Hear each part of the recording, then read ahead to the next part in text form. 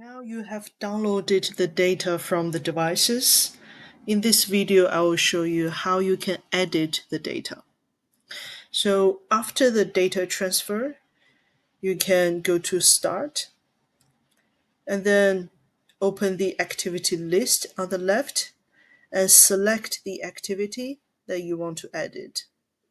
In this case, I will open this activity. Once you open the activity, and if you have not done a live monitoring, you will see an auto-created period and an auto-created activity. So everyone is in the same period. You haven't added anything. The first thing you want to do is to graph the velocity traces of all the players. So you know when was the start of the drills and which players were in the drills. To graph the velocity trace, you can go to the right and select all players and right click here and graph. So you see all the selected players have been graphed. And you can make this graph view a little bit bigger. So now we see these are the velocity traces, which means the player was moving, the player was running or walking during this time. So this was a match. And now I want to split the match into warm-up, first half, and second half. And also I can see not all the players were playing the full game. So I want to cut their time so my intensity parameters are accurate. The first thing you can do is there are two ways to split the periods. The first way is to use the hotkey, which is Control and S. So now I'm holding Control and S on my keyboard, and I want to get rid of this part, because they are not moving. So I can drag it until here. Remember, I have to drag it all the way up here to cut the period. Now I release, and this part has been removed. So this is the warm-up. I can also zoom in so I can see it better. And now I want to cut this time between the warm-up and the first half. Again, I'm pressing Control and S on my keyboard. And I'm dragging my mouse and then release. So you'll see this is splitted as well. And I will do the same for first half and second half as well. And this is the end of first half, and I do Control and S, and I drag it until here. So this is the start of the second half. And here you can see these are the top-ups. So you can tell by the shape of the velocity traces. Obviously here is during the match when they are running, and here are the top-ups. So I can split them as well and get rid of the rest of here. Okay. So now this match has been splitted into warm-up, first half, second half, and top-up. If it is a game, if it is a training session, you can also do the same. Warm-up, drill 1, drill 2, drill 3, etc., etc. And now I want to rename the activity, and I want to rename the different periods. First, I can double-click on the top here to rename the activity.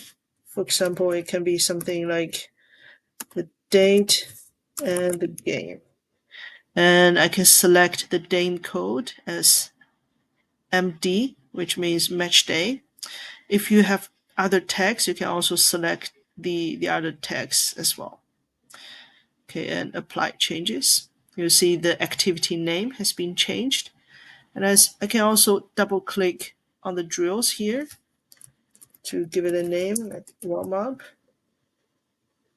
and double click here, first half. Or if it is a training session and you have a lot of periods, if you have a lot of drills, you can also do it this way. You can right click here and select edit periods. So you can edit the period name in one place.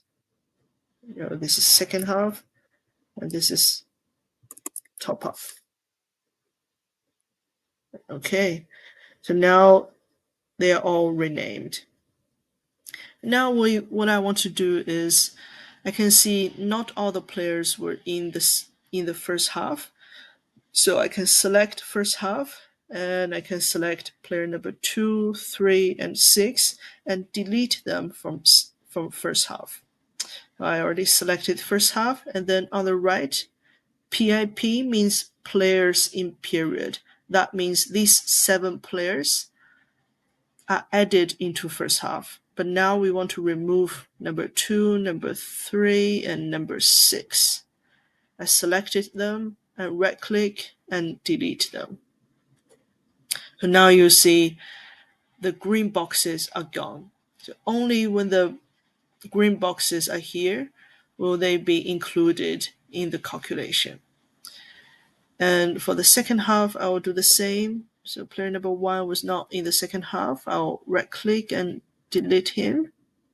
And in the top up, 1, 4, 5, 6, 7, I will delete them. So now it's pretty clear. But here you can also see not all the players was playing the full second half.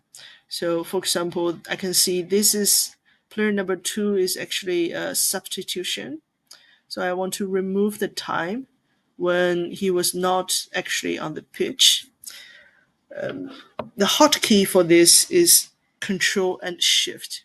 So now I'm holding Control and Shift on my keyboard, and I'm dragging this time where I don't want him to be on the pitch. I know he was not on the pitch and I don't want to include this data. I'll drag here and then release. So you see this part of time, this part of data is not included, and I'll do the same for player number 3. Actually, I can see here, if you see the pattern of the velocity traces here, it's obvious that he was doing some warm-up. He was not on the pitch until here. So I'll do the same, Control and Shift, drag, and release. And I'll do the same for player number 4. There you go. So now this data is clean. Everyone was in the warm-up. 4 players was in the first half. And on the second half, there were some substitutions. So we were using Control and Shift to bench the players, to edit the individual players' time. And for top up, there were only 2 players in the top up. What if it's a training session and there are some players who are doing rehab session?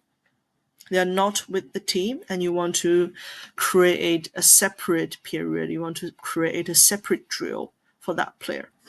For example, let's say this player number 7, if he was not actually playing, he was a rehab player, he was doing his own work. First of all, I want to delete him from all the periods here. I can actually multi-select. I can select warm-up and I'm holding Control. So I'm selecting these 4 drills.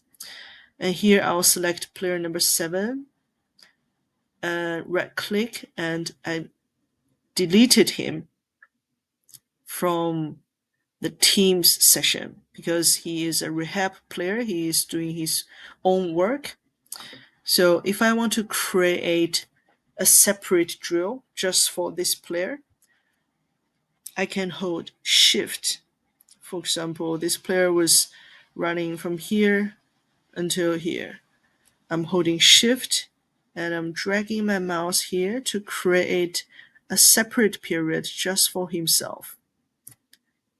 Now you see this quarter 5 is created. I can double click and I can rename it as number 7 rehab. Okay, and now what I want to do is I want to add player number 7 into this rehab period. So I select this period and I select number 7 and I press plus PIP. So that means add this player into the selected period. Now you will see there's only one player in this period and there are 6 players in the warm-up, 3 players in first half, 5 players in second half, and 2 players in the top-up session. So this data is very clean and it will make the analysis easier. And before we sync the data to the cloud, we can click the whole session and we can check the data here, see if the data makes sense. You can sort the data by clicking the tab here. You can sort by total distance or sort by distance per minute. We can quickly check the data. If it makes sense, we can go back to the main page and click sync. And now all this data, all the periods, all the player information, they will be synced to the cloud. And then you can go to the cloud to view the report.